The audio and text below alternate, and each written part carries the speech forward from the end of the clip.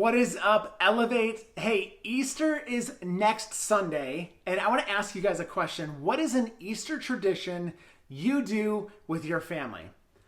Now, when I was growing up, the Easter Bunny, we would wake up to, he had hand-delivered or paw-delivered, whatever bunnies have, I don't know, baskets filled with candy. We're talking Cadbury cream eggs, which I hate.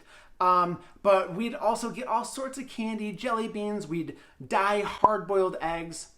And at the same time, I never stopped to think about why any of these things were associated with a holiday intended to celebrate Jesus.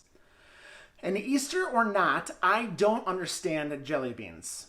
I'm talking the OG jelly beans, like absolutely disgusting. They're the equivalent of coal in your stocking at Christmas. I hate them. But eventually, Jelly Belly came out with better flavors. Sour, Starburst, Dr. Pepper, and then they came out with Bean Boozled, right? These are nasty flavors like grass, dirt, sardines, vomit. And since I was so smooth with the ladies back in those days, I once thought tricking one girl in particular that I thought was hot would put me on the fast track to winning her over, and that maybe she'd start dating me as a result. We were counselors on the same bus driving back from a kids camp that our church did, and I would give this girl a Jelly Belly, and I would tell her it was buttered popcorn, but it was actually vomit. And needless to say, she didn't enjoy the game at all. And I don't suggest this method if you're looking to get in the dating game. But it worked for me. That girl was Crystal, as you may have guessed. We started dating a week after returning from camp in the summer of 2003. Yes, I realize you weren't born yet, and I prefer not to be reminded of how old I am. But here's my theory. Going through that experience didn't drive us apart, but it forged a connection because it was a miserable experience that we went through together. Now, that's more of like a funny example, but it's actually very true in real life. When you have to endure something awful, I've always found that comfort is more powerful when it comes from someone who knows what it's like. Someone who has been there before. In 2015, my mom passed away at the young age of 58 from a rare form of breast cancer. It was incredibly difficult for my mom to go through it all. Countless doctor appointments, trying new treatments and medication, multiple surgeries, including one on her brain. They tried so many different things until the doctors decided that her body couldn't take anymore. And if it weren't for the encouragement and support from my wife, my coworkers, my friends that go to this church, I don't know how I would have made it through. They understood the grief that comes with the loss of someone you love. They knew exactly when to surround me, and they knew exactly when to give me space. And that comes from people who have walked that road before. And I don't know what kind of difficulty you've been experiencing this year. Maybe it's a broken bone, or you've missed an entire sports season due to the pandemic. Or maybe it's something much more difficult like rejection or stress, anxiety, isolation, sickness, or maybe you've experienced loss too. Maybe you're going through things that feel ordinary, but still exhausting and overwhelming. Navigating friend drama or e-learning. And when we're experiencing something difficult, sometimes the thing we need most is comfort from someone who understands what we're going through. Someone who's been there before. Because it's easy to feel alone, pandemic or not.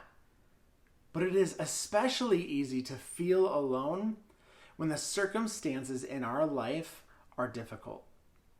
We can feel like we're the only ones who've ever experienced it and no one else could ever possibly understand.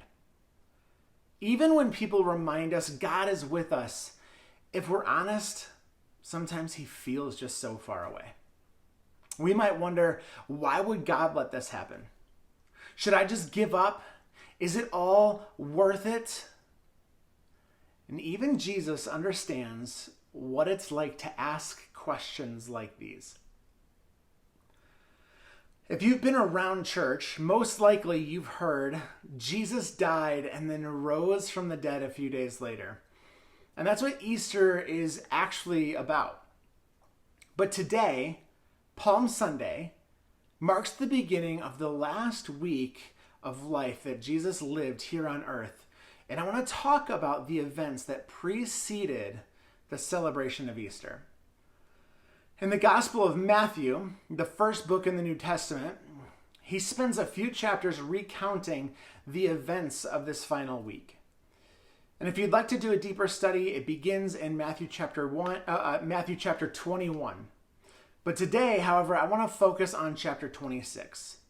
In this one chapter, Jesus experienced more suffering than most of us can imagine. He told his friends that he would be crucified and was basically saying his final goodbyes. He was plotted against by the religious and politically powerful. He was completely betrayed by one of his followers. He was let down by everyone he loved. He was arrested, taken to trial, sentenced to death, spit on, beaten, and was abandoned as one of his closest friends denied knowing who he even was. We might imagine Jesus walked toward death with complete peace and composure, but the account of Jesus in the Garden of Gethsemane tells a different story. Here's what we read in Matthew chapter 26, verse 36 through 39. It says, "Then Jesus went with them to the olive grove called Gethsemane, and he said, 'Sit here while I go over there to pray.' He took Peter and Zebedee's two sons, James and John, and he became anguished and distressed. He told them, 'My soul is crushed with grief to the point of death. Stay here and keep watch with me.' He went on a little farther and bowed with his face to the ground, praying, 'My Father, if it is possible, let this cup of suffering be taken away from me. Yet I want your will to be done, not mine.'" The biblical accounts of this moment say Jesus was overwhelmed. He was in anguish and exhausted because he knew exactly what was about to happen. And actually in the Gospel of Luke, he describes Jesus being in such distress that it appeared as if he was sweating blood, which is a condition that can actually happen when you're under extreme amounts of stress. In the final hours before Jesus' death, we see him asking, "God, is there any other way?"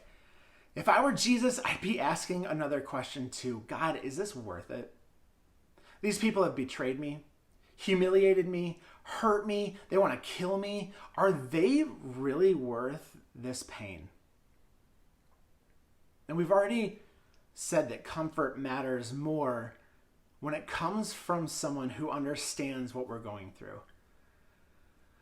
And if that's true, then Jesus can understand and comfort us better than anyone, because he understands suffering better than anyone.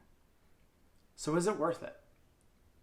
When Jesus stared death, torture, and humiliation in the face, he decided that yes, you were worth it.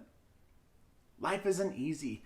Following Jesus isn't easy. There might be days when you want to give up, but on those days, I hope you remember that God is with you and understands you. Because the Jesus who suffered, suffers with you. Good Friday is the day we remember the suffering that Jesus endured on our behalf. And it's a day of grief, But it can also be a day of comfort if we remember that we are loved by a God who hasn't just heard about our pain, but he's actually experienced it and endured it himself. It doesn't matter how extreme your suffering is or isn't, Jesus understands. Whether it's a tough class, a difficult relationship, or something much more painful. When life gets hard, there are 3 ways Good Friday reminds me that Jesus understands me. Number 1, Good Friday reminds us that we're not alone. Because Jesus suffered so deeply, there is no suffering we can face that he can't understand.